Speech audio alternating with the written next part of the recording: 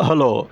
अभी हम बात करते हैं ओवरऑल या ग्रैंड स्ट्रेटजीज़ की, जो कोई बिजनेस ऑर्गेनाइजेशन इस चूज़ कर सकता है और इस्तेमाल कर सकता है, अपने लागू कर सकता है। एक किस्म का उसके पास जो भी ओवरऑल मतलब पूरी कंपनी को जो मेजर प्रमुख स्ट्रेटजी मुख्य उसकी है, उसमें से क्या क्या विकल्प उसके पास हैं, उसका एक किस्म का वर्गीकरण, क्लासिफिकेशन या लिस्ट जैसा हम तैयार करके देखेंगे। सबसे पहले आता है उसमें ग्रोथ स्ट्रेटजी। ग्रोथ में मतलब है बढ़ना, वृद्धि करना, धंधे को बढ़ाना, धंधे की अभिवृद्धि करना, बिजनेस बढ़ाना। और ग्रोथ में सबसे पहला आता है ऑप्शन है organic growth through expansion. Organic growth through expansion. अब ऑर्गेनिक का मतलब है आप खुद कर रहे हो, ग्रोथ मतलब वृद्धि है, बढ़ा रहे हो, और एक्सपांशन मतलब विस्तरण कर रहे हो। मतलब आप जो चीज़ अभी कर रहे हो वही चीज़ और बड़े पैमाने पे कर रहे हो, तो उसको एक्सपांशन बोलेंगे।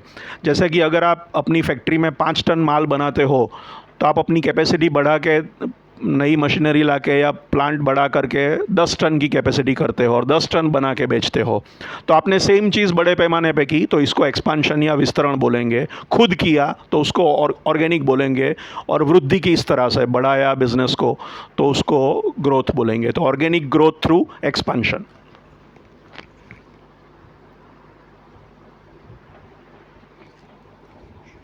ये हुआ।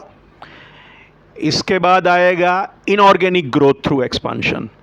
इसमें ग्रोथ भी पहले की तरह है, एक्सपांशन ही हो रहा है, लेकिन ये आप खुद नहीं कर रहे हो, आप खुद कैपेसिटी नहीं बढ़ा रहे हो।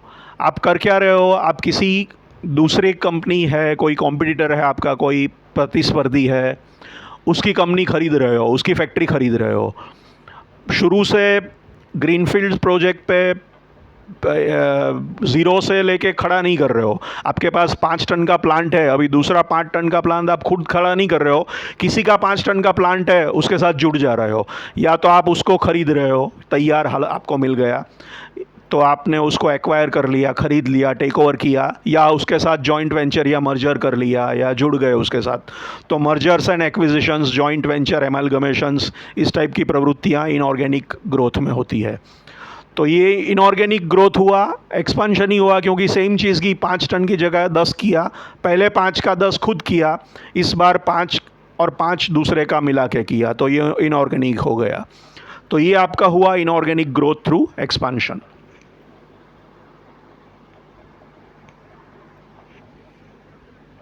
और ये इनऑर्गेनिक का आपको बताया कि भाई mergers, acquisitions and joint ventures वाला इनऑर्गेनिक से होता है। अब आता है ऑप्शन ग्रोथ का थ्रू डाइवर्सिफिकेशन। डाइवर्सिफिकेशन का मतलब है विस्तरण नहीं, कुछ अलग करना। मतलब सेम प्रोडक्ट या सेम बिजनेस नहीं, उससे हटके उससे कुछ डिफरेंट चीज़ में जाना, तो उसको डाइवर्सिफिकेशन बोलते हैं। तो डाइवर्सिफिकेशन में भी आप दो रूट चूज़ कर सकते हो, ऑर्गेनिक ग्रोथ थ्रू डाइवर्सिफिकेशन और इनऑर्गेनिक ग्रोथ थ्रू डाइवर्सिफिकेशन। पहला हो गया ऑर्गेनिक ग्रोथ थ्रू डाइवर्सिफिकेशन, दूसरा हो गया इनऑर्गेनिक ग्रोथ थ्रू डाइवर्सिफिकेशन।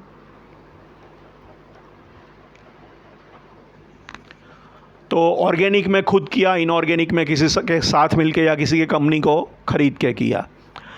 अब डाइवर्सिफिकेशन को भी 3 किस्सों में तरह से देखा जा सकता है: रिलेटेड डाइवर्सिफिकेशन, अनरिलेटेड डाइवर्सिफिकेशन, या कॉन्ग्लोमरेट डाइवर्सिफिकेशन, या तो फिर कॉन्ग्लोमरेशन। यहाँ पे दिखाता हूँ मैं,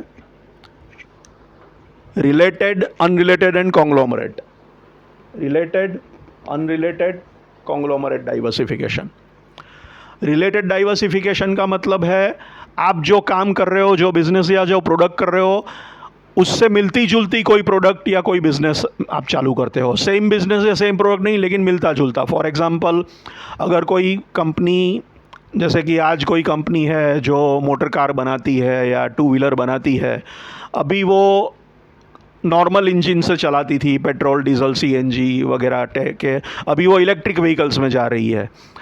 तो ये रिलेटेड डाइवर्सिफिकेशन हुआ क्योंकि प्रोडक्ट में थोड़ा फ़र्क है, बिजनेस में थोड़ा फ़र्क है, लेकिन रिलेटेड तो है क्योंकि व्हीकल ही है, टू व्हीलर ही है या फोर व्हीलर ही है, लेकिन टू व्हीलर वाला अभी पेट्रोल की जगह पे इलेक्ट्रिक में चला गया, तो एक किस्म का रिलेटेड डाइवर्सिफिकेशन हो गया। अनरिलेटेड डाइवर्सिफिकेशन में व्हीकल बनाने वाली कंपनी मान लो सॉफ्टवेयर डेवलपमेंट करने लगती है, तो ये अनरिलेटेड डाइवर्सिफिकेशन हो गया क्योंकि दो बिजनेस में फ़र्क है। और कॉन्ग्लोमरेशन में जब आप बहुत ज़्यादा डाइवर्सिफिकेशन करते हो, मतलब खाली एक ही नया बिजनेस या एक ही नई प्रोडक्ट नहीं, एक से ज़्यादा 2 3 4 5 6 प्रोडक्ट्स या कंपनीज या बिजनेसेस में जाते हो, तो उसको कॉन्ग्लोमरेट डाइवर्सिफिकेशन या कॉन्ग्लोमरेशन बोला जाता है। और इसमें भी दो स्टाइल तो है ही, ऑर्गेनिकली और इनऑर्गेनिकली। आप खुद करते हो ये सारी चीज़ें, खुद नई कंपनी चालू करते हो, खुद नया बिजनेस चालू करते हो, तो ऑर्गेनिक है। किसी को टेक ओवर करते हो, किसी के साथ जुड़ के करते हो अलग बिजनेस या जो भी है, तो वो इनऑर्गेनिक है। और डाइवर्सिफिकेशन में रिलेटेड ही बोलेंगे उसको एक किस्म से शायद, तो वो है इंटीग्रेशन।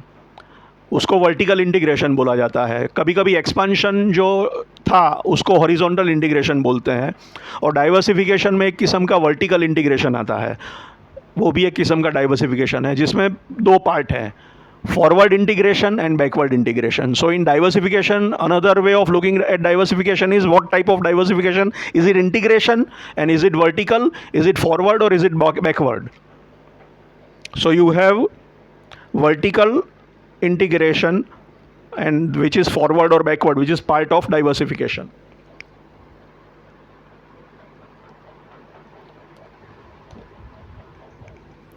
वर्टिकल इंटीग्रेशन का मतलब क्या हुआ? इसमें अगर पहले हम फॉरवर्ड इंटीग्रेशन की बात करें, तो फॉरवर्ड इंटीग्रेशन में आप खुद अपने बायर बन जाते हो, आप खुद अपनी चीज़ें, आप खुद अपने कस्टमर, एंड यूज़र या उपभोक्ता बने जाते हो। फॉर एग्ज़ाम्पल, पहले आप होलसेलर थे और आप रिटेलर को माल बेचते थे, फिर रिटेलर फाइनल उपभोक्ता को, ग्राहक को, एंड यूज़र को, कस्टमर को बेचता था।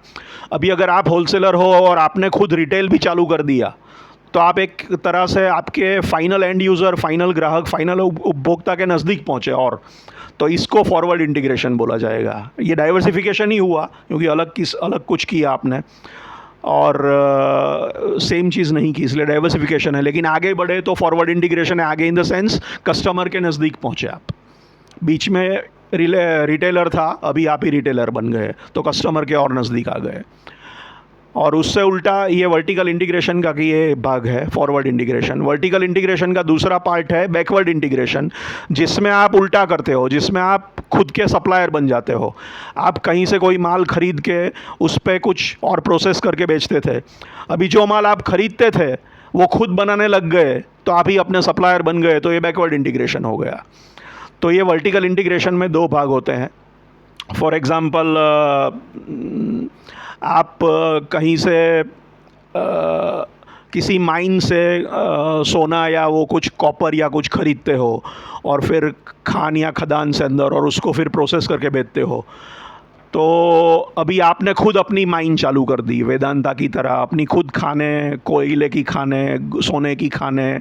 अभी तक आपको कहीं से सोना या कोयला ख़रीदना पड़ता था, उस पर आप प्रोसेस करते थे और प्रोडक्ट बनाते थे सोने का या कोयले का। अभी आपने कोयला का खुद करने लगा।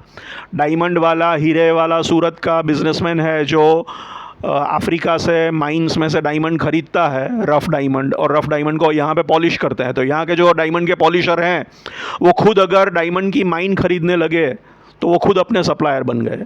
तो वही पहले वो खाली बाहर उसका सप्लायर उसको कच्चा डायमंड देता था, रफ़ डायमंड, और वो रफ़ डायमंड को यहाँ पे खाली पॉलिश करता था। अभी वो रफ़ डायमंड नहीं खरीदता रहा है, रफ़ डायमंड खुद माइन कर रहा है, डायमंड की माइन और खान में से वो निकाल रहा है। तो ये एक किस्म का बैकवर्ड इंटीग्रेशन हो गया जब वो खुद अपना सप्लायर बन गया। तो हिंदुस्तान में रिलायंस इंडस्ट्रीज़ एक कंपनी है जिसने ये वर्टिकली इंटीग्रेटेड बोला जाता है। ये पहले उसने पेट्रोकेमिकल शुरू किया था, फिर पेट्रोकेमिकल में से पॉलिएस्टर बनता है और पॉलिएस्टर में से कपड़ा बनता है, तो उसने विमल की कपड़े की ब्रांड चालू की थी एक ज़माने में।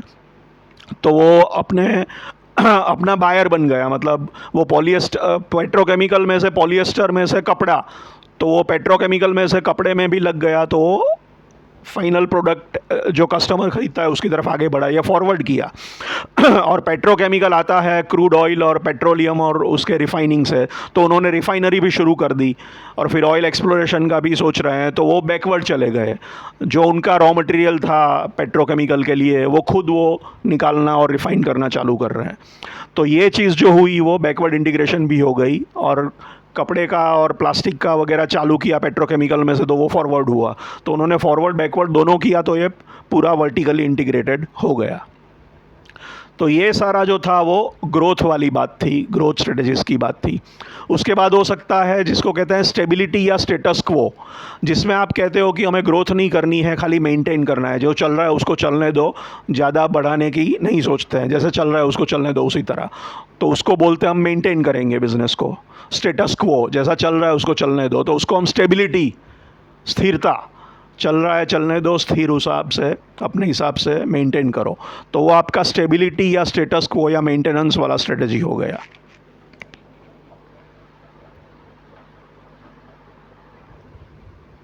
और तीसरा है जहाँ पे हम ग्रोथ या स्टेबिलिटी नहीं, थोड़ा उल्टा कर रहे हैं, जहाँ पे थोड़ा डीग्रोथ टाइप की भी बात होता है, हम कम करने की बात करते हैं। उसमें डाइवेस्टमेंट, रिट्रेंचमेंट, टर्न अराउंड वगैरह आता है, जिसमें आप बिज़नेस को छोटा कर रहे हो, बिज़नेस की साइज़ छोटी कर रहे हो, कुछ प्रोडक्ट बंद कर रहे हो, कुछ बिजनेसेस बंद कर रहे हो या बेच रहे हो किसी को, तो अपने बिज़नेस का ओवरऑल कंसोलिडेशन कर रहे हो, साइज़ घटा रहे हो, उस टाइप के बिज़नेस। और उसमें एक होता है टर्न अराउंड, जिसमें आप कोई बिज़नेस में हो और वो बिज़नेस प्रॉफिट नहीं कर रहा है, लॉस कर रहा है, मुनाफा नहीं कर रहा है, तो आप टर्न अराउंड करते हो। टर्न अराउंड मतलब डायरेक्शन बदलते हो। मुनाफा करना है नुकसान घाटे की जगह पे, घाटा अभी चल रहा है तो घाटे को मुनाफे में कन्वर्ट करना मतलब दिशा बदलनी पड़ेगी, टर्न अराउंड करना पड़ेगा, तो उसको टर्न अराउंड स्ट्रेटजी बोलते हैं। जिसमें आप सेल्स बढ़ाने की बात नहीं सोचते, जिसमें आप सोचते हो प्रॉफिट कैसे बढ़ाएं और खर्चा कैसे घटाएं, घाटा कैसे कम करें, घाटे में से मुनाफे की तरफ कैसे जाएं, खर्चा कैसे, इसके लिए खर्चा कम करना पड़ेगा, शायद सेल्स घटानी पड़ेगी और खर्चे घटाने पड़ेंगे, ताकि प्रॉफिट मार्जिन भी बढ़े, प्रॉफिटेबिलिटी भी बढ़े, और प्रॉफिट बढ़े और लॉस में से आप प्रॉफिट में आओ। तो इसको आप टर्न अराउंड स्ट्रेटजी बोल सकते हो। तो ये आपका फाइनल पार्ट हुआ, रिट्रेंचमेंट, डाइवेस्टमेंट, टर्न अराउंड। तो इस तरह बेसिकली स्ट्रेटेजिक ऑप्शंस हमने देखे। ग्रोथ का ऑप्शन है इनऑर्गेनिकली करना, ऑर्गेनिकली करना, उसमें भी एक्सपेंशन करना, डाइवर्सिफिकेशन करना, डाइवर्सिफिकेशन में रिलेटेड, अनरिलेटेड या कॉन्ग्लोमरेट करना, ऑर्गेनिकली या इनऑर्गेनिकली दोनों चीज़ें हुई। उसके बाद आया स्टेबिलिटी या स्टेटस को, या जो चल रहा है चलने दो, ग्रोथ वाला नहीं, टेंशन लेना है या एम्बिशन नहीं, या जो भी है माहौल ठीक नहीं है। और तीसरा आया कम करने की बात या सुधारने की बात या कंसोलिडेट करने की बात या टर्न अराउंड की बात। तो ये बेसिकली सारे strategic grand overall strategic options का क्लासिफिकेशन, वर्गीकरण या लिस्टिंग हमने पेश की। Thank you.